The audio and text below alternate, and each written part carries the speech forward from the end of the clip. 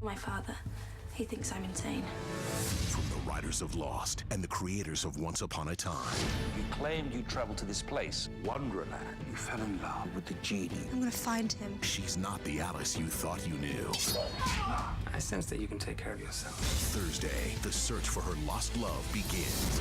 All right, Rabbit, dig your hole. Once Upon a Time in Wonderland. Series premiere Thursday at 8, 7 Central. Followed by an all-new Grey's Anatomy and Scandal on ABC. You're listening to the AFTERBUZZ TV Network. Now, the largest new media platform on the web. And your #1 source for after-show entertainment. Very good, Keith. Johnson.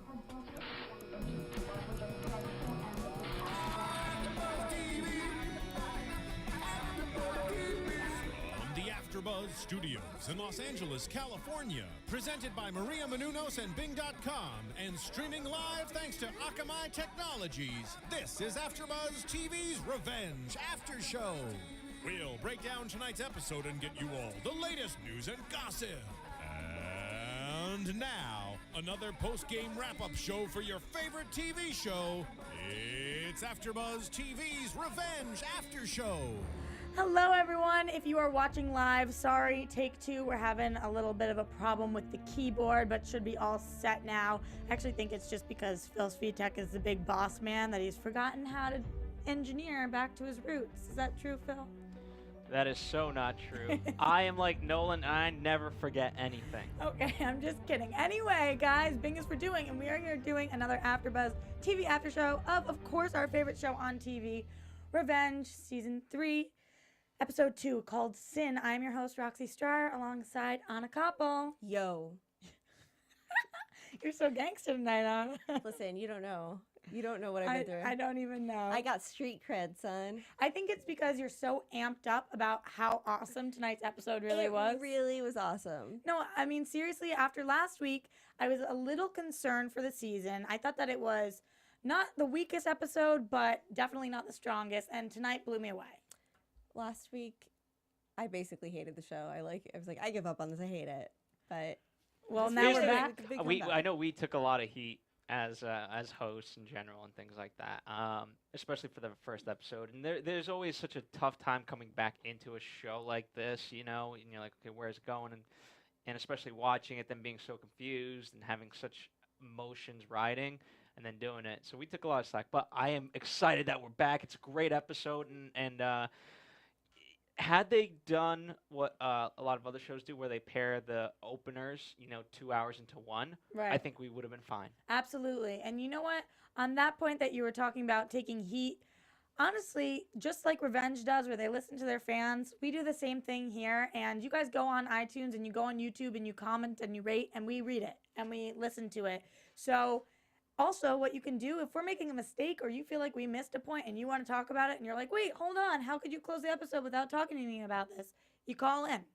Yeah, and just a reminder, guys, that's what AfterBuzz is. Like, that's what we're here for. We're here to, create a community of fans so that we can have different opinions and everybody can talk to each other. So, yeah, we love this. Please disagree with us. Please have these arguments or debates with each other. Speaking of that, I have Preach. a new, before we get into tonight's episode, I have a new theory on why Jack is so, well, obviously tonight's episode also made it clear on why Jack is so anti-Emily. But also, as they had that kiss, because it felt so good in the moment, it's like, I can't have this because I know how much it can destroy. You think that that's why Jack said he felt nothing last week? Yes. So when you said before we get into tonight's episode, you meant you've been thinking, you can't sleep at night because you are thinking about the first episode of the season. Yes. And you have come up with the fact that Jack pulled away from Emily because it was so good and overwhelming that it was too much. You have no idea how many times I rewatched this kiss. Oh, wow. Wow, a little steamy in here, I think. Oh, dear. No, Anyway, but I went back and watched a couple times too, and something that fans felt that we missed, another thing talking about last week, is that what happened with the baby, and everybody was like, didn't you hear? She gave it away. We actually find out tonight that she didn't give the baby away, but we'll talk about that in a little bit. I want to start by, unless you still have revelations on last week's episode. No, because again, a lot of things that were speculated on were made very clear in tonight's episode. And again, had it been 2 hours, we would all breathe a little easier. Right, absolutely. And we'll go over tonight's episode, and if we feel like we're missing anything from last week, we could talk about that. But in case you guys want to talk to us during this and you're a little shy and you don't want to call in, I want to give everybody's Twitter handle just off the bat so that you guys can tweet at us and ask any questions, and we'll try to be on it while we're doing the show. So where can we find you? You can follow me, and I already have a tweet from somebody. I'm really excited to share it. But you can follow me at Koppel for Mayor, KOPPELFORMAYOR. And I'm at Roxy Striar, and at AFTERBUZZ TV. At AfterBuzz TV, Right. but I unfortunately will not be monitoring. I'll try to monitor a little bit. Okay, so if you guys have questions, we'll try to answer them, or just things you want to talk about. Why don't we actually start? Do you want to share what somebody tweeted at you? Yeah, absolutely. So Stephen B at Stephen B3 tweeted, "Do you think Margot still wants Daniel, or will they have a strictly business relationship?" Very interesting. I know we're going to talk about Margot in a little bit, but I definitely think that it hasn't been enough time for her not to want him, especially as a woman. When you get rejected, only fuels the fire, from what I find. Interesting. I would agree. I think that Margot seems like the type of woman who gets what she wants and works for what she wants, and she's a no nonsense kind of gal. She just dropped her dress and was like, I wish I was that ballsy, dude. If I wanted somebody and I just dropped my dress, I wish I was that ballsy. Yeah, but what if he just handed your dress back to you? That hurts. If somebody is with a girlfriend, first of all, you shouldn't go for him because that's called being a homewrecker, and second of all, you have to be pretty damn sure. Okay, a couple of things. Any woman who wants a guy, just drop your dress. But more importantly, did you guys think that because when Daniel came home, when the Patrick news was revealed, they were like, "Oh, you're late" or something like that. Did you guys think that he went for it? Because it wasn't until the end that we found out. So I want to know your reaction. Oh, did we think that Daniel hooked up with Margot at the time? At the time. Okay, let's just hash this out now. I believe that Daniel used to be a lying cheater, and that he really does care about Emily, and that he's trying to change, and that he wanted this job. And so, no, I didn't believe he did. Okay. Yeah, I didn't think he did either. Mine was a long-winded answer. No. I think he, at the time I thought yes. I didn't know what the reason could have Because been. you're a guy. Well, yes, and I figured, that he wanted the job so bad and things like that, and he wanted to not be dependent on Emily, that perhaps he would have stooped to this level, and it would have furthered him into the sense of being like Conrad. He said that the old Daniel would have done that. So in a sense, you were correct, but this new Daniel, every single character seems to be kind of transforming in this episode. So let's talk about our main character, our main girl, Emily, and where she starts at the beginning of the episode and then where she eventually ends up. So we open with her, and she is with Nolan, and Nolan is reading her apart from David Clark's entry to her saying, "I really hope that you can learn to forgive. And I hope you can do what I was not able to do. Do what I was not able to do." And we've heard this before, of course. It's not the first time we've heard this entry. But every time we hear it, I do feel like it's very powerful. And clearly it's a trigger point for her because she's not able to listen to the entire thing without snatching the key and running off. I think that as people, when you have such strong emotions to something, when you have such a strong reaction, it's clearly hitting home in a way that's worth acknowledging and sitting with for a second. And had Emily gone home and overnight thought about the repercussions of what she was about to do, as opposed to just jumping into it like she always does, I think maybe she would have been able to come to the conclusion that tearing the father's life apart was not the best thing. Here was the perfect storm, though. I think it's always been that, but it's never been actualized like tonight with when she was with Jack and he's buying a replacement for Sammy because that's all he has besides Carl and perhaps Charlotte, one can argue. But just that notion when he says, okay, yes, you can go after revenge, but is that the cost of, what about the cost of innocent people that you're hurting? So what's greater, revenge or these innocent people? And it's never been illustrated to her in that form. Go ahead, Anna. Well, it also just goes against her teachings from Takeda, because Takeda was always saying, you can't have emotion in this. You just have to, this is your mission, and you have to stick to your mission and not have emotion get in the way. So And so what part goes against that? considering having forgiveness, considering, you know, this person's innocent and that person isn't, you know, if she wants to complete her mission, then she needs to just stay focused on that. And it's also, you know, she said, you know, I should have done this alone as soon as she snatches the key. So revenge in that sense needs to be a solitary act. Right. Where, you know, now she's basically got the whole town involved. I do feel like she is very torn, though, and I think you make an excellent point that part of her teaching speaks to her and says, you have to take out emotion. But part of her teaching, which is his writing of her father, says that you need to learn to forgive and move on. Otherwise, this will be the thing that kills you, is basically what he's telling her. And I think that almost she doesn't care if this kills her. She's going to get the revenge whether it kills her or not. But the problem is, it doesn't matter if I think now she's realizing she's always been willing to die for this, but now she sees the cost of other people dying. Okay. That she loves, you know?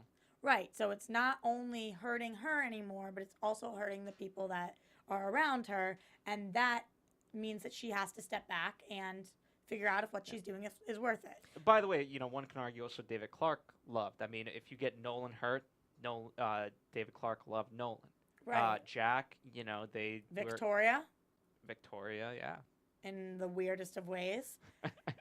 Speaking of Jack, though, so there's this weird thing with Emily and Jack, and we were talking about from last week. We feel that kiss was passionate, and moving forward from that, this week, I didn't know what their first interaction was going to be like.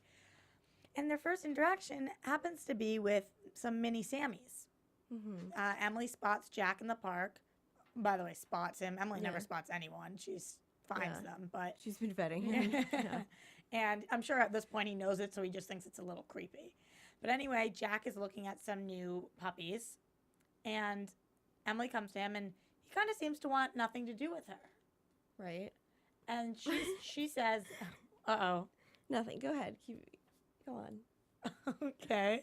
And she says it's about Charlotte. Mm-hmm. And she's concerned about Charlotte. Because earlier she interacted with Charlotte, and Charlotte accused her of telling Ashley about Victoria's affair. Right. And Emily thinks that Charlotte's not okay and asks Jack to talk to her about it.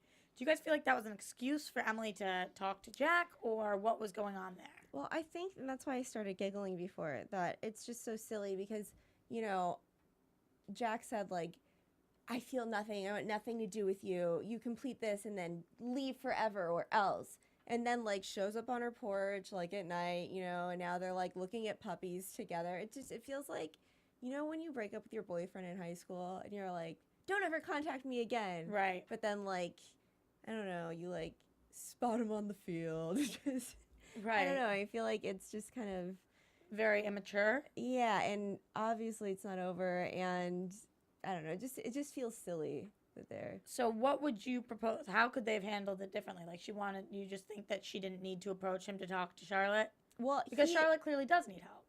Okay, and that's fine, but I feel like Jack's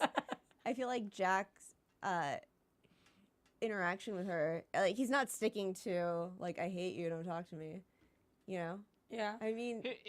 I feel like, but Jack is so in his head. Who does he have to really talk to? You know, he's just so in his mind, and he can talk to Baby Carl, but Baby Carl's he never, was.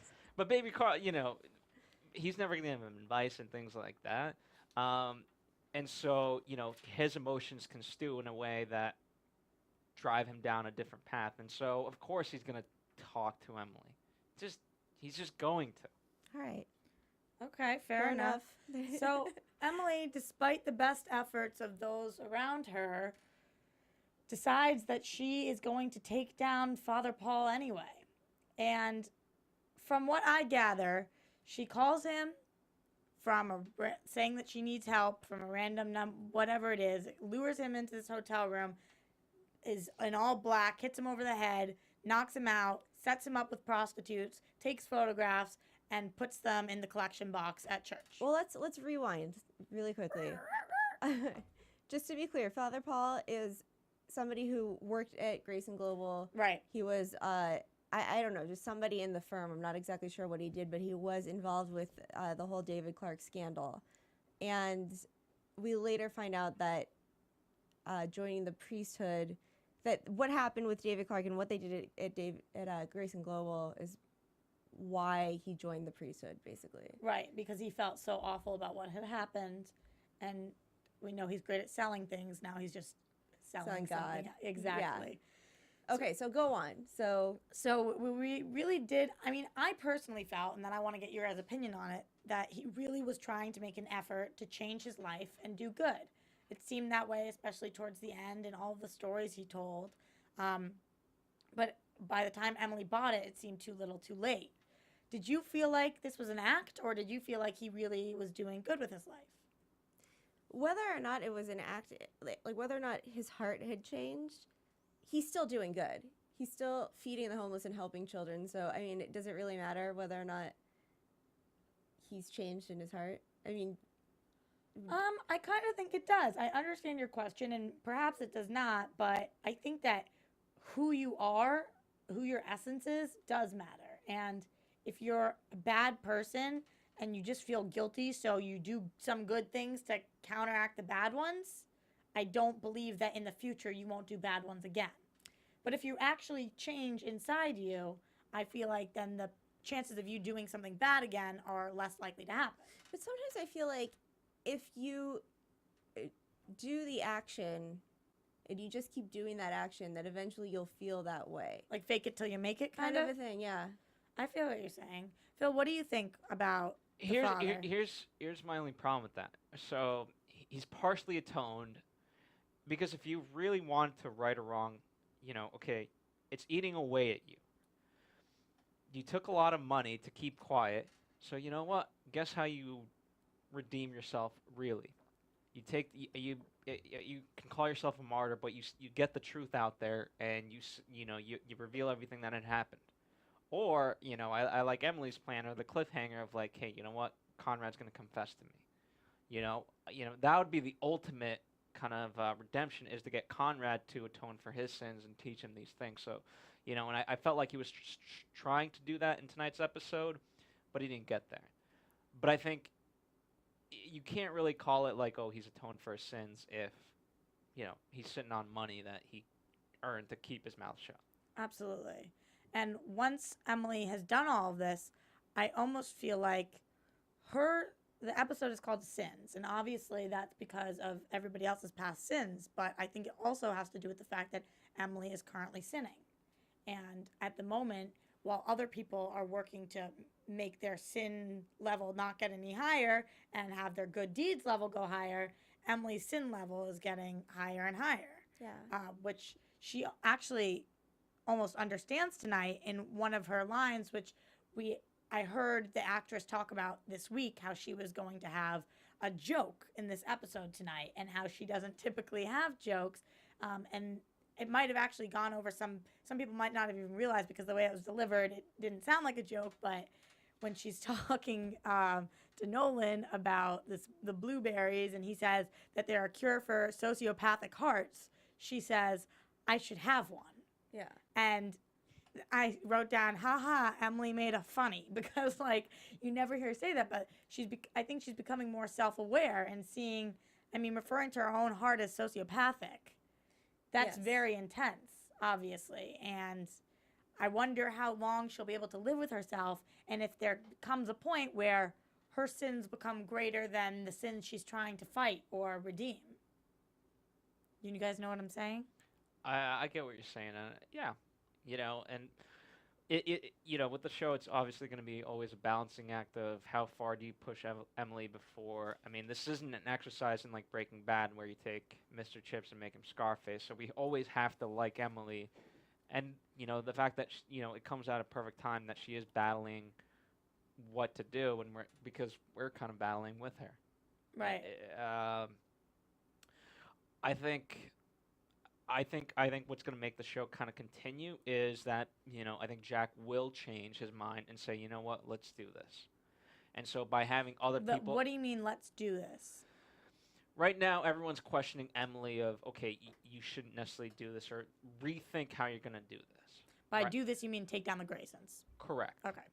And so I think, you can call it a summit or whatever. I think Nolan, Emily, Jack, they're kind of going to get together in some fashion and figure out a better way to do this, not originally intended. And by them being okay with it, it makes us, the audience, be okay with Emily's furthering of revenge and things like that. Okay, I could see it. And also, just when we were speaking about Nolan before, I wanted to mention, because I didn't even talk about the very top of the episode, we see that Nolan has a guy that's leaving his place, and he calls him you, like, bye you, because obviously he doesn't even remember his name. Right. So that obviously is foreshadowing of something. I'm not sure what. Maybe it's just showing his present state of mind, or that he's spiraling downwards, or that he's looking for someone else. What did you guys take of that? I'm glad you could laugh this episode. Well, sex with a boy doesn't mean he's spiraling downward. No, I meant spiraling down because he doesn't know his name. Oh, well, he said to Emily, like, it's, easier that way, no emotions, whatever. Like, sometimes you just need to have sex with a stranger, I guess. I don't know. That's true. I'm not one to judge about that, but it just seemed like a regular occurrence when he did that. And sometimes I think Nolan doesn't strike me as that kind of a person who can just sleep around. We've never seen him do it before. So I think that now that he's starting to do that, I mean, I don't know if he actually is, because we've just seen one person, but that was the connotation I got from it. I think that Emily said something like, oh, now you don't even know their names, as though, like, it's been happening and it's gotten to a point where now he doesn't even know their names. So I think you're right with your suspicions that it's been happening for a while. Well, what's the cause of that? He just, because of the whole Padma thing, or getting out of prison? And yeah, he lost Padma, he went to prison, he lost his fortune. I mean, life kind of blows right now for Nolan. Thoughts, Phil? Same thing? Yeah, I agree with Anna. Nothing more to add. Okay, so let's talk a little bit about Charlotte. So Charlotte starts with Conrad, and we see that she's being very caring of him. Yes. Which, to me, when Charlotte walks into a room this season, obviously there's only been 2 episodes, but this season when Charlotte walks into a room, I kind of go, like, is she going to love this person or hate this person? You never know. Sometimes she loves Emily, sometimes she hates, sometimes she loves Conrad, sometimes she hates Patrick, whatever it is. Like, I never really know what her reaction is going to be. But at the top of the episode, she's very loving with him, and she seems to really care.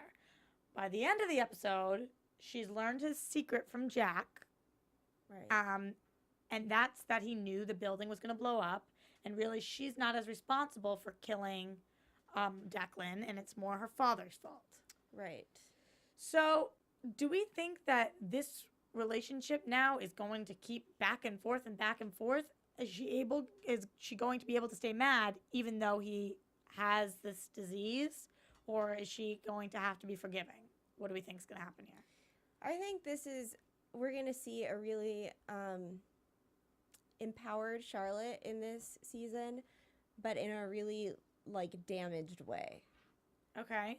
Does that make sense? Yeah, but try to elaborate. I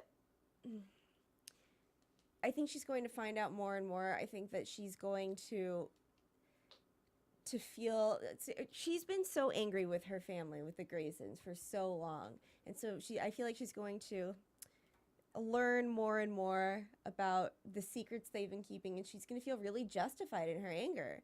And she's going to be just really, I don't know, just feel justified and furious with them. And I don't know, have like sort of a self-righteousness about her. But the damaging part, do you feel like it's going to end in something really bad? Is that what you mean? Yeah, well, we see in the previews that she stabs Conrad. Or something of that sort. And I feel like she's going to be the one to shoot Emily. Really? I predicted that last week, and I think I'm sticking to it. You could be right. Yeah, I see that developing more and more. I think it's interesting because, I think Charlotte gets the irony of saying, how can such bad things happen to good people? I wrote that down too. And as soon as she learns the truth, she's like, oh, wow. And everything goes back to the Graysons. Everything. And her family is the cause of all of this. Just like, whether or not she likes Patrick is beside the point. She's still warning him, like, hey, if you're going to be part of the Graysons, you're going to get everything that comes with it. And she still doesn't know the extent to which that means. is. Right. At this point, though, who does Charlotte trust even? Who are in her good Jack. graces and who's not? Jack. So Jack and Carl, Charlotte's on good page with. Mm-hmm. But Emily and Conrad and Victoria and Patrick. What about Daniel? I can't even... No, because he's with Emily. Okay, so everybody else is the devil. Yeah. Except for Jack and baby Carl. Yeah. And yes. Mm-hmm. But I just think she's a really good human being, and I think she's not going to be able to let her father be sick without helping. And But she stabs him. we see that, but on this show, you always know what you see is not what's going on. All right. You know, maybe he's having a cardiac or whatever, and she has an EpiPen. Could be We it. don't- No, I'm not even. I know that sounds like a joke, but I'm not even kidding. Goes Pulp Fiction next week. Right, exactly. Like, Gives us some Uma action in there. So I know you guys love Revenge so much, which means that I guarantee you're going to love a new show coming out on October 10th, which is this Thursday. Probably most of you have been marked it in your calendar a long time ago and have been waiting this entire time. But it's called... Jump down the rabbit hole into epic romance and its premiere on ABC's brand new series, Once Upon a Time in Wonderland. So, of course, if you watch Once Upon a Time, you're going to love this new show, Once Upon a Time in Wonderland. If you watch Revenge, it's also same kind of interesting realm of the world. So she is not the Alice you thought you knew. She's all grown up, smarter, stronger, a fighter, and in love with the genie from Aladdin. Oh my God, too fun. Her father thinks she's crazy. Her doctors agree.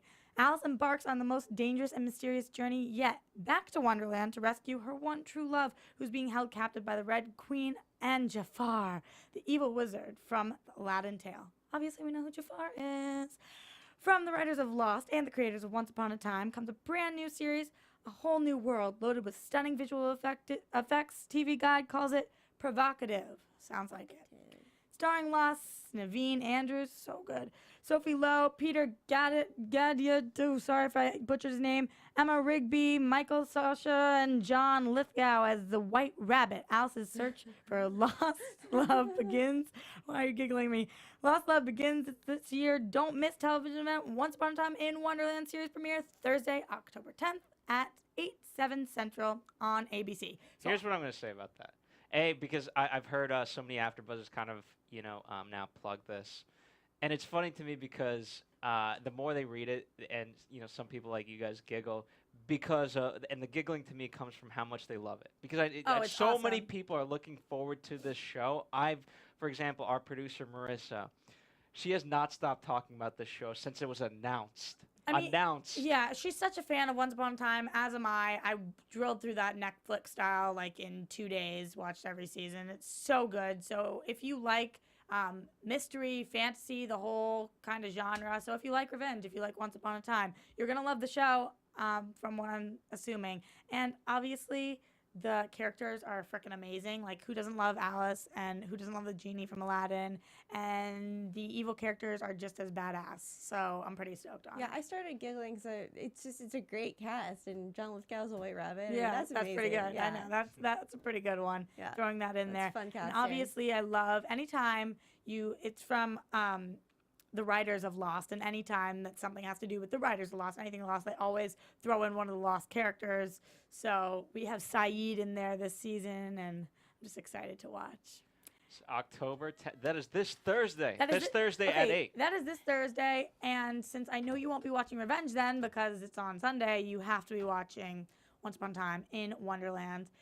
And while you are watching on your TV, or if you watch on your computer, you can also go onto iTunes. And we said before, you can comment or you can rate us, but you can also buy or rent Adventures of Serial Buddies, which is a movie created by our very own producers, Maria Menounos and Kevin Undergaro. It's amazing. It's a comedy. You will laugh. And after Revenge and Once Upon a Time in Wonderland, sometimes you just need a little laugh. So buy it, rent it. You can also get it in stores now, which is freaking fantastic. Take a picture of yourself, tweet it out at us. I want to see you watching this film because it's great. And guys, back to Revenge. Back to Revenge, and I while we were talking about Once Upon a Time in Wonderland, I got some calls going.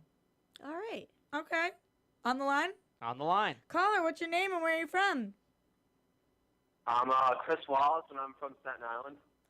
Hi, Chris. How are you tonight? I'm good. How are you? Good. What did you think of the episode? Once Upon a Time? No, Revenge. Revenge. Sorry, we're done plugging Once Upon a Time.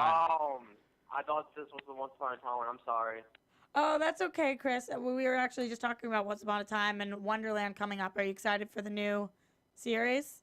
Yeah, I know. I heard. Yeah, it's exciting. So enjoy that and call into their show next Thursday. Okay. Good night, Chris. All right. Anyway, so Do we have more callers?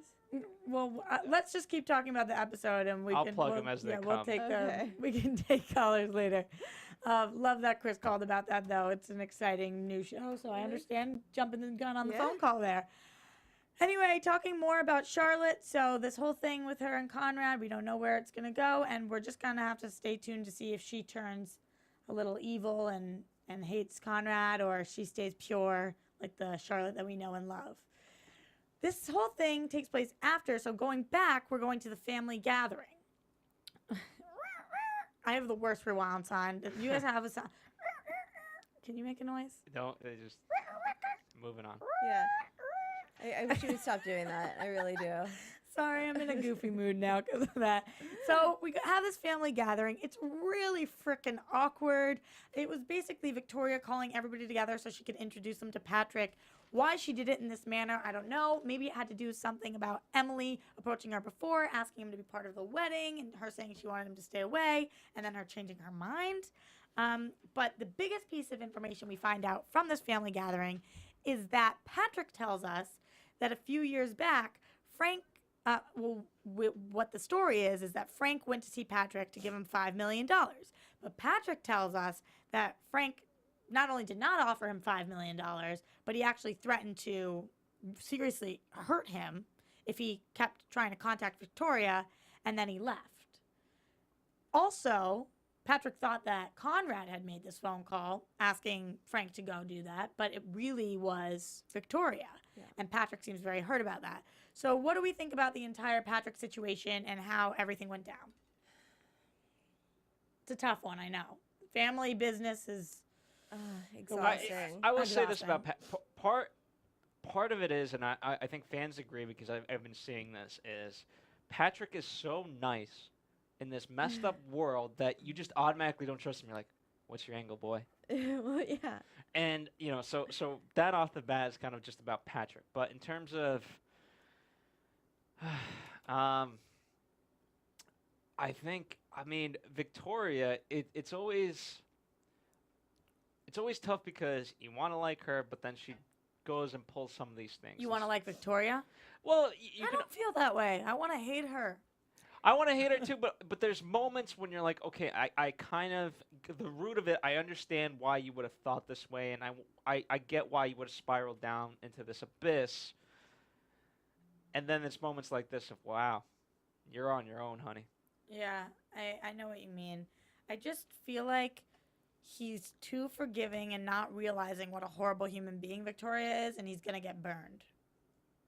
Yeah. I mean, what do you think's how's this gonna play out with Patrick's situation? Well, I have another question. Why now? Why does Victoria want him around now, but she didn't want him around then?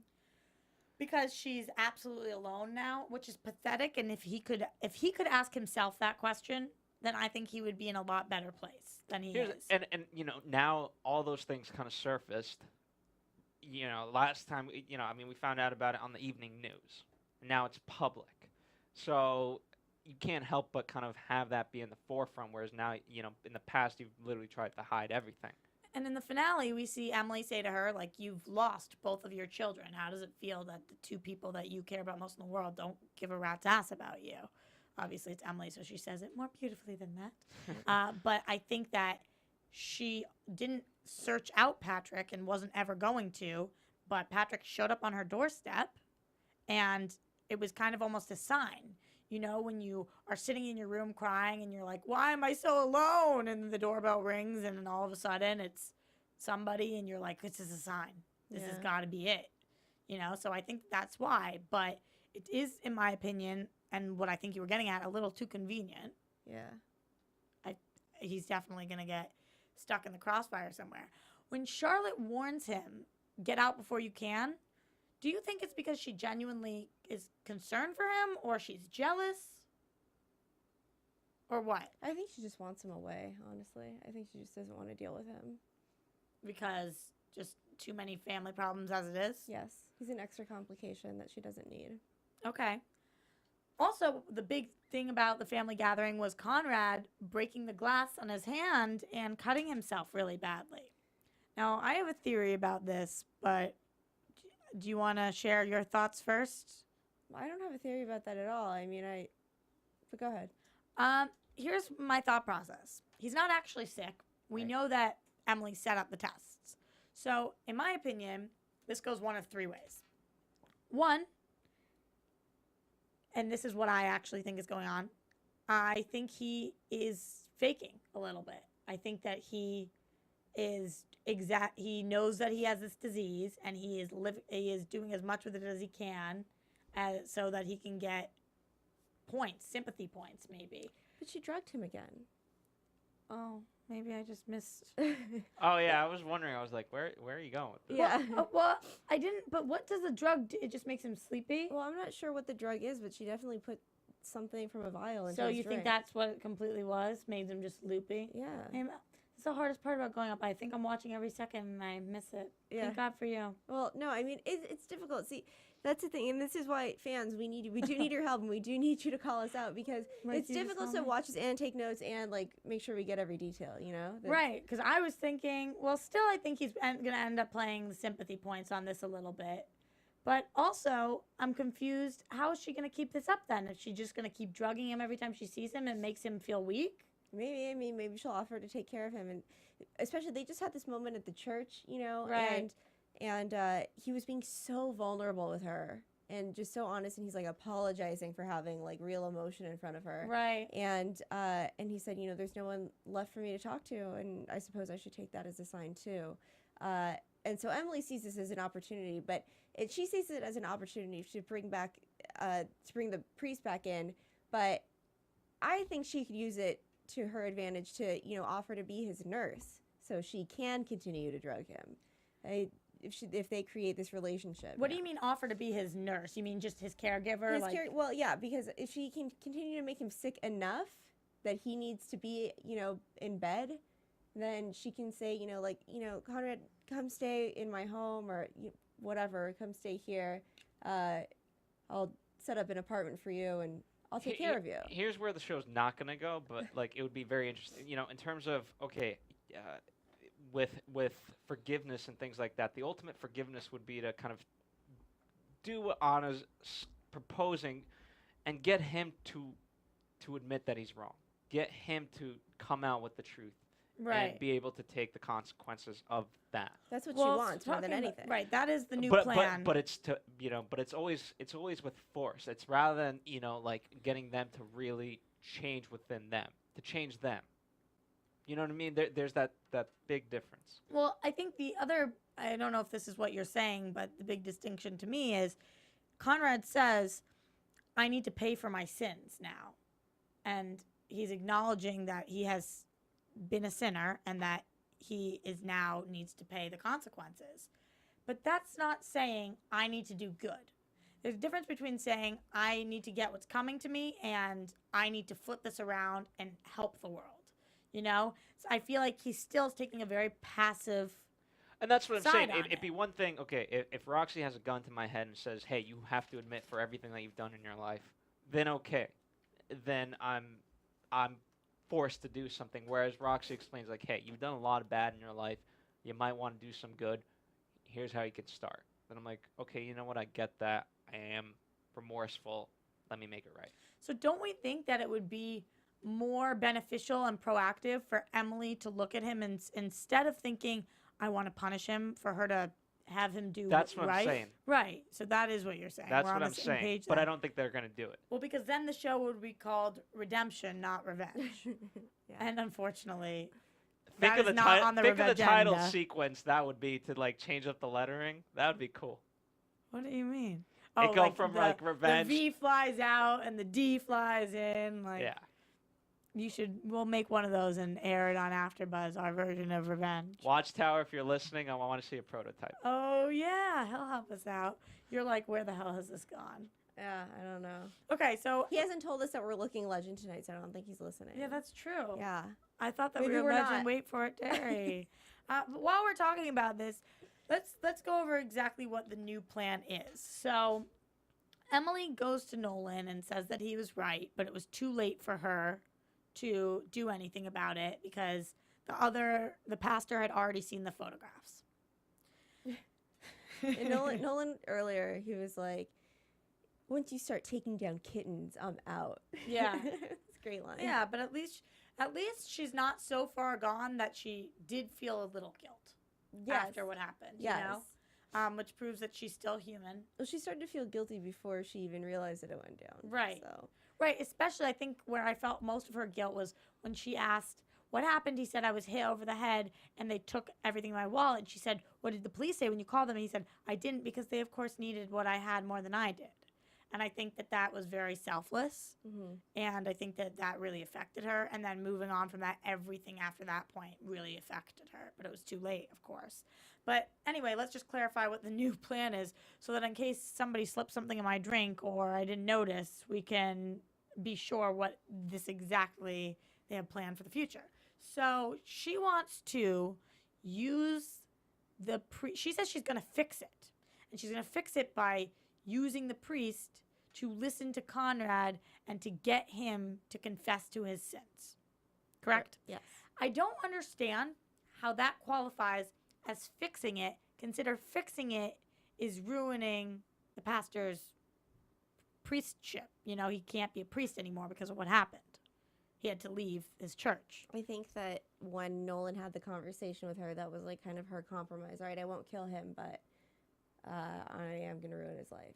No, but I'm talking about at the end when he says, so what are you going to do? Because she said it was too late. He says, so what are you going to do? She says, I'm going to fix it. And he says, how are you going to fix it? And she says, I'm going to fix it by having him get Conrad to come out about what happened. And to me, that furthers her plan, but it doesn't fix what she did to this poor man. It doesn't, well... I don't know if I call him a poor man, but... One might argue that... Because here's the thing. She's going to fix it by finally... Yeah. What does Paul ultimately want? He wants Conrad to kind of say the truth and lift the weight off his shoulders. So if she can get Paul to do that by getting Conrad to talk to Paul, then it eases the pain of Paul. But if Conrad admits to everything that happened, everyone on his team is going down with him.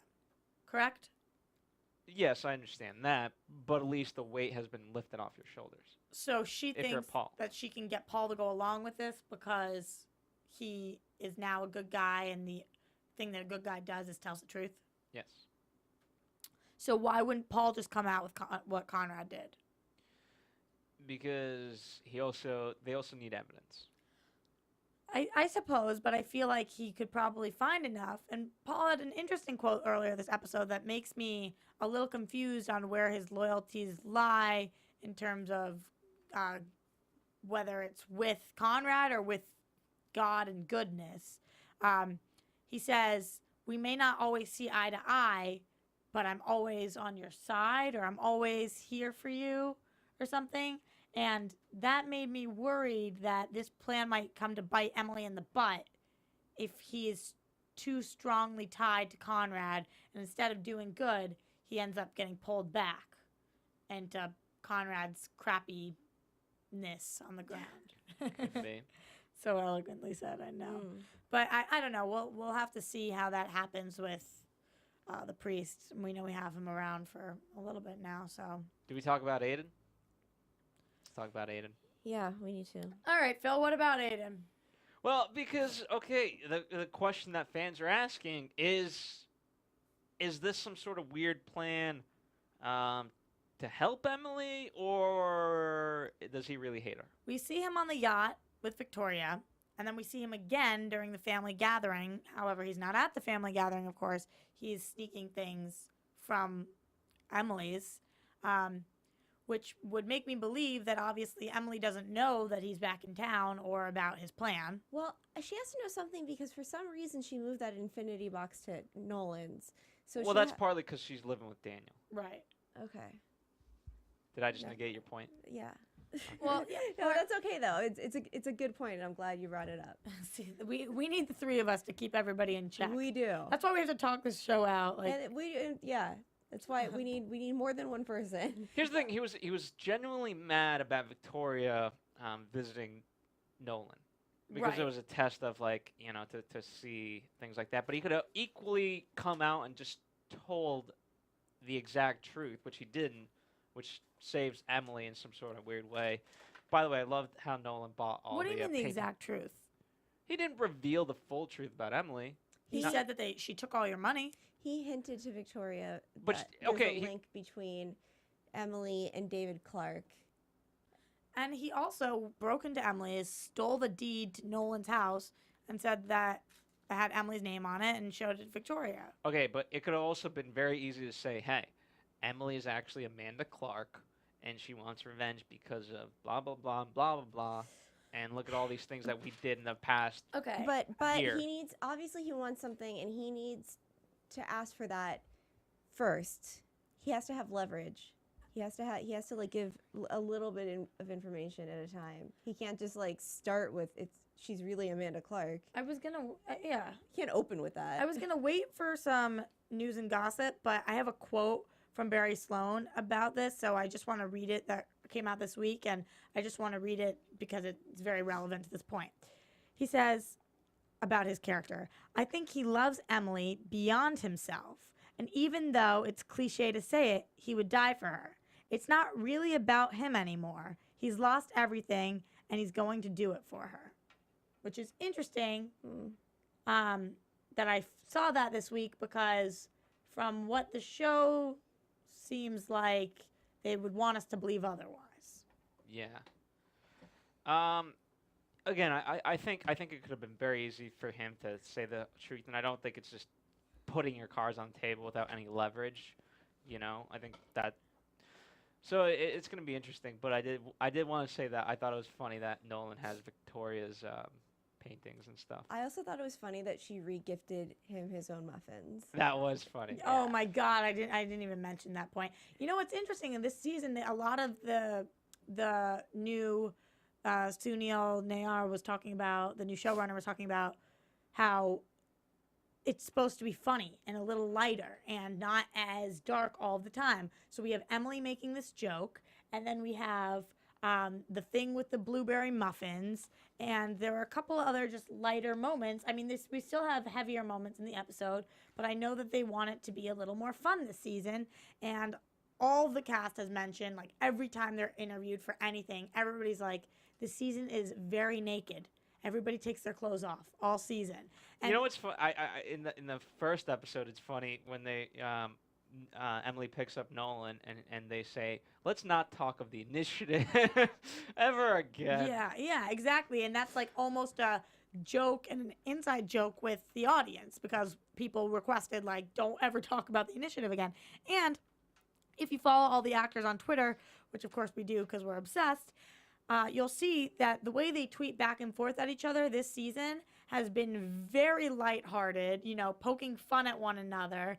And also they're very transparent, answering any of the questions anybody has. So I just think the way that the new showrunner is handling the show and the cast members are taking season 3 is very different. And tonight it really worked for us, obviously. I'm just while we're talking about Aiden still and what's going to happen with Emily, the other piece of news and gossip that I have for you guys is that I saw on Perez, there's a picture of Aiden and Emily kissing on the beach on set.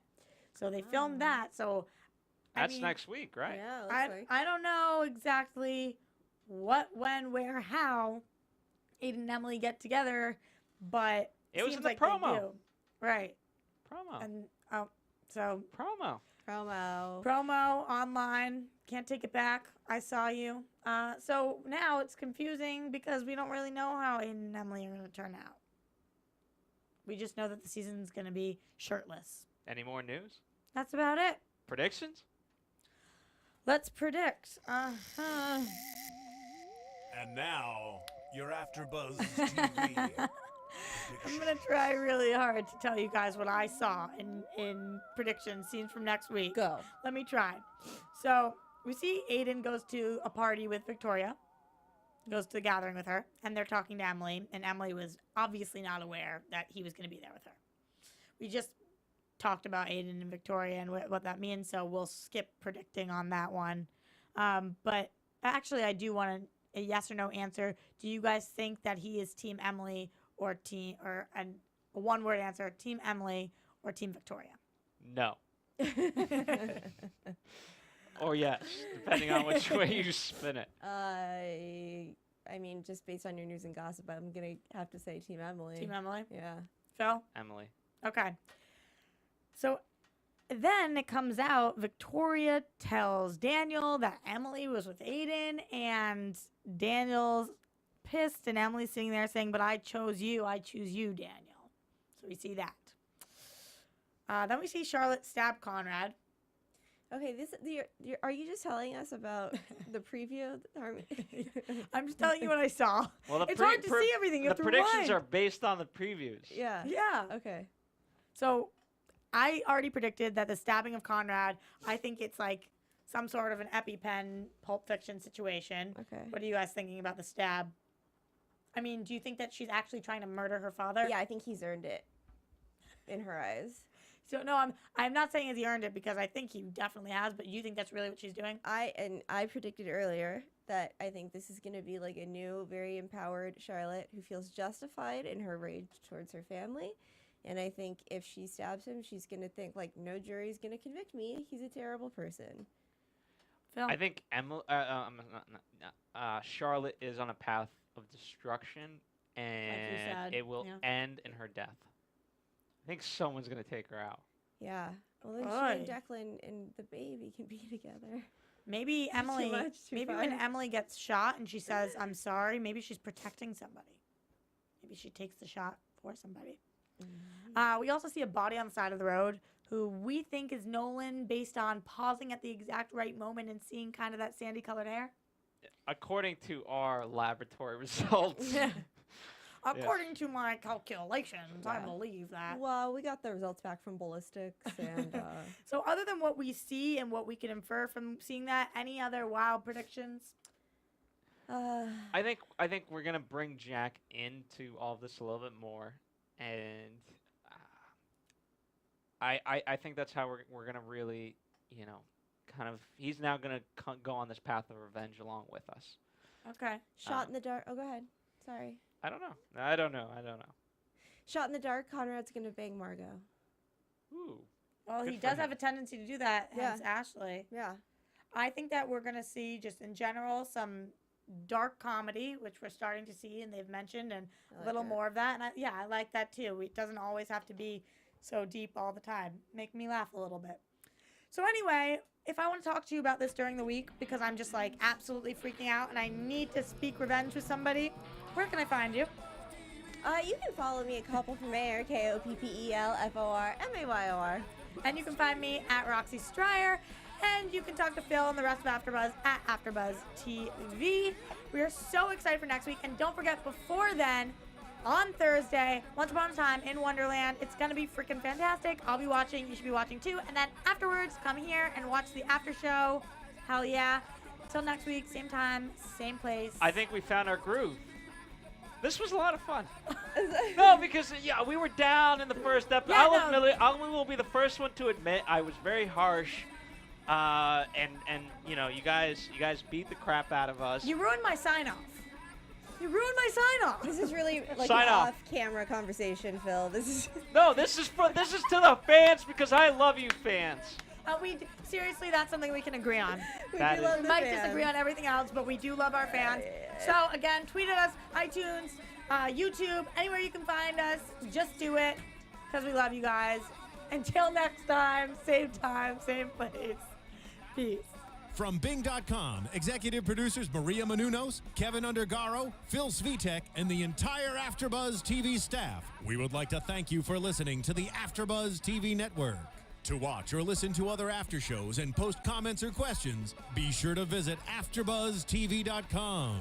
I'm Sir Richard Wentworth, and this has been a presentation of AfterBuzz TV. Buzz you later, group. The views expressed herein are those of the hosts only and do not necessarily reflect the views of AfterBuzz TV or its owners or principals.